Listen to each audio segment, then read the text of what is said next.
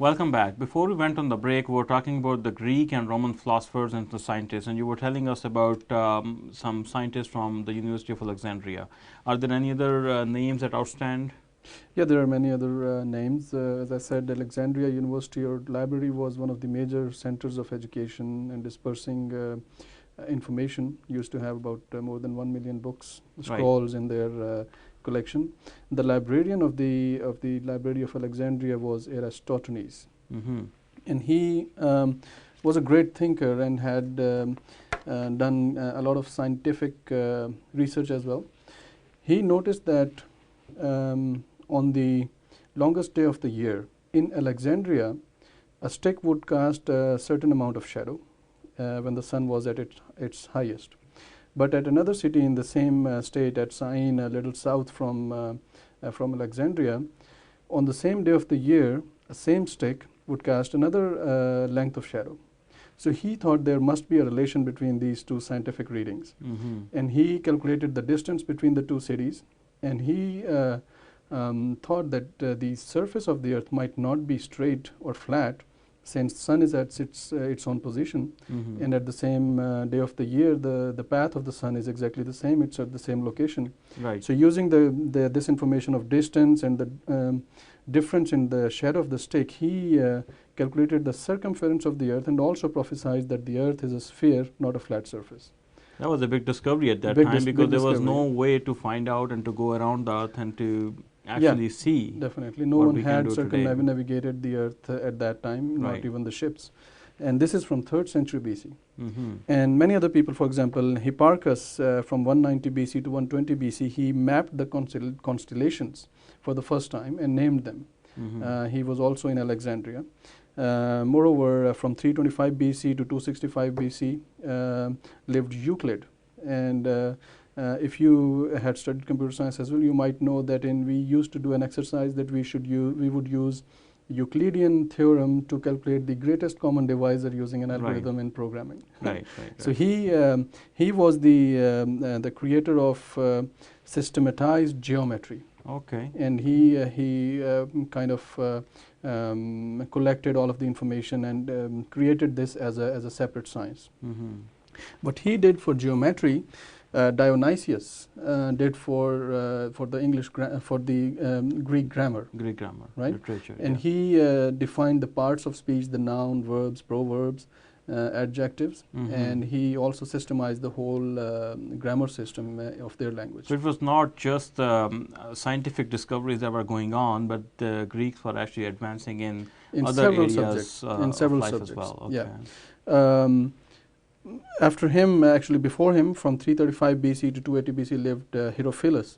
He was the first, I would say, the medical scientist. He was he studied the anatomy of human body in great detail. And in those days, one of his greatest discovery was that he said that the brain and not the heart is the center of thinking for a person. Okay. No, that's great. So this is the time, just before Christ, the advent of the Jesus Christ. And then, of course, things changed quite a bit. And at that time, parallel to the Greeks, the Romans were also excelling in many areas. So what's the relationship between those two? Did they work with each other?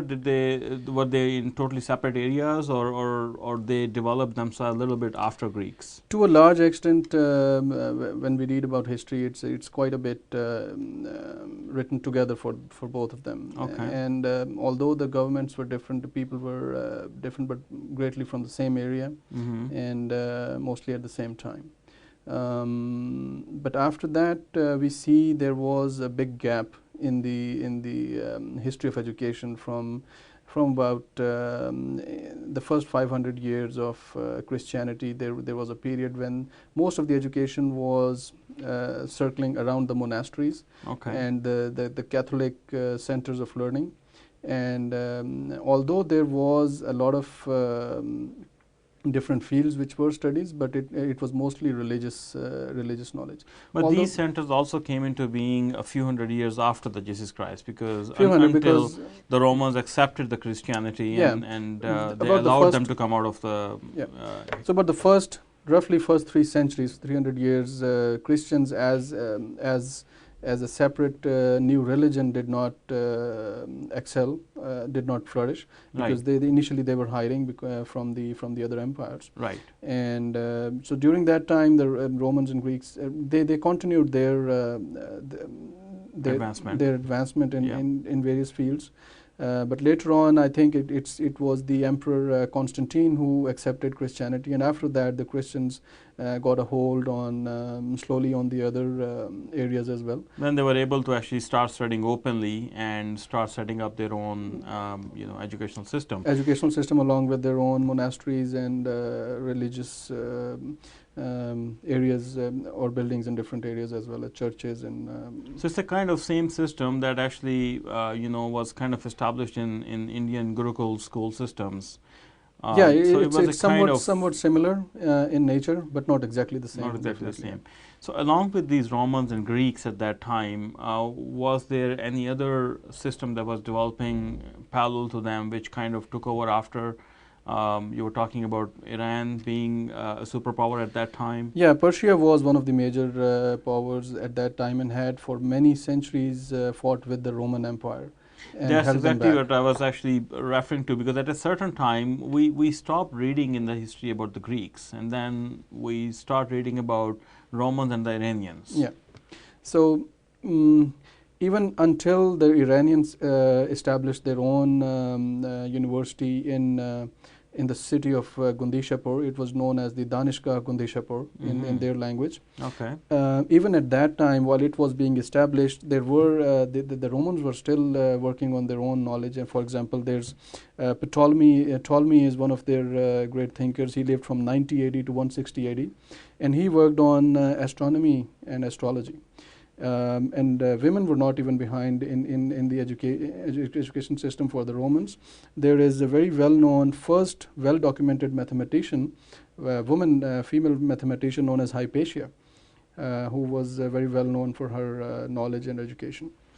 We love to continue talking about it, but unfortunately we are running out of time. So, dear viewers, you heard a lot about the education system from the very beginning in the history, how people of cave transferred the knowledge from one generation to the next generation, and then how the writing system kind of developed, and certain areas in the world actually used some sort of pictures to express themselves, whereas in other areas the letters and the alphabets and the words were developed, and then with the advent of the writing and establishing of a system to express themselves, this word actually got kind of fast-paced.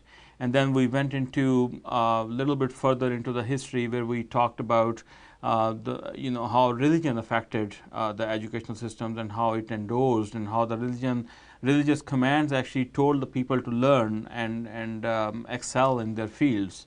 Then we went further into the champions of philosophy, and we talked about the Greek scientists and what kind of knowledge they have given to the world, and how we are still using that knowledge even in the computer sciences. I mean, some of the principles they established at that time, they still apply, they are still accurate. And then of course the Romans put a lot of efforts into the modern development. And then of course there was a system that was actually going on in the other part of the world, which is India and Pakistan and subcontinent, and how they used to teach their students, and how they used to transfer the knowledge and pass on the knowledge. And of course, most of these things was being done under some sort of royal guidance. Of course, none of those was private institutes. Some of them might be, but most of these things were being done under some sort of royal guidance. After this time, actually, we step into the time of the Holy Prophet of Islam, Sallallahu and then the Muslims come into the play, and how Muslims took it to the next level, and then slowly how all of this knowledge got transferred from Muslims into Europe, and it continued until it became the latest system that we see today. Unfortunately, we don't have time to talk about that in this program, but do not forget to watch the next episode of this, where we will be talking about Islamic achievements as well as the development of this modern system that we see today, and how it went through the recent history, and especially the developments that happened in the last 100 years, and how our life has been totally transformed as a result of all those inventions that have happened in the last 100 years. Stay with us. Don't forget to watch next time. Allah Hafiz.